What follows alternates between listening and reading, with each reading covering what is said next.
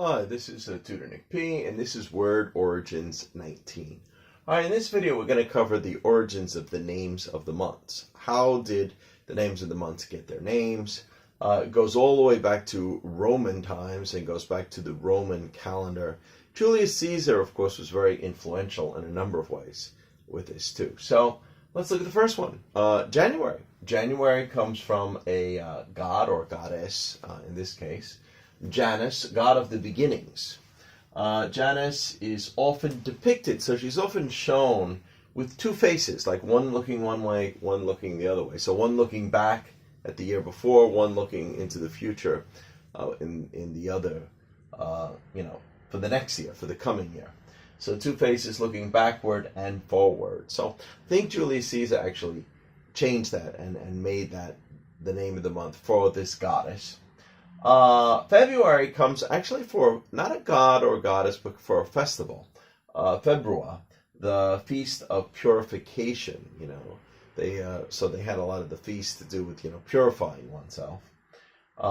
March or Maratus, month of Mars, the planet. So March is actually named after Mars, the planet.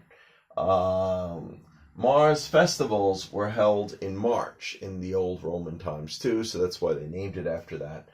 And then we also have Mars. Mars is also a god. Mars was also the god of war, so maybe that's what they had festivals about. So yeah, if you ever know any of the old Greek and Roman gods, Mars was always god of war. So this came from both the planet and the god, I guess. So we got March. All right, April. April, there's a little bit of a debate about it. Some people say the name comes from the goddess of love, Aphrodite. So April, Aphrodite looks a little similar, but there's others that disagree with this. Some say this name comes from the word apiere, which meant to open in the old Latin. The month in which buds open, the flowers opened. So maybe that's how. A lot of people think this is more likely that it came from this one. Okay, let's look at May.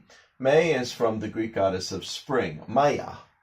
So Maya, that's where we got May from. So from another goddess. All right, June, also from a goddess. June for Juno, queen of the goddess, a wife of Jupiter. So this is the Greek name. Remember, when the Romans conquered the Greeks, they changed some of their names. So I think like later on, the Roman one, I think they changed it to Zeus. I think it might have been Zeus and Hera.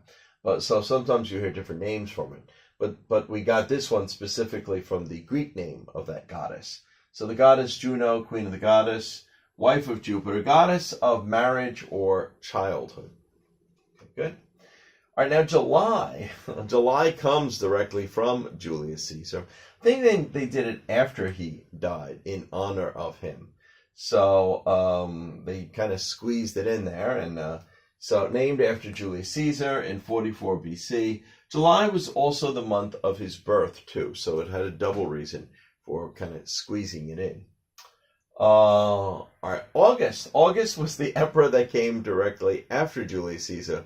The emperor was Augustus. So this is named after Augustus in 8 BC. All right, so this is what we got. July and August are named after emperors. Now, ironically, the original Roman calendar had 10 months. Then they ended up adding 2 months to it. They added, I think, July and they added August.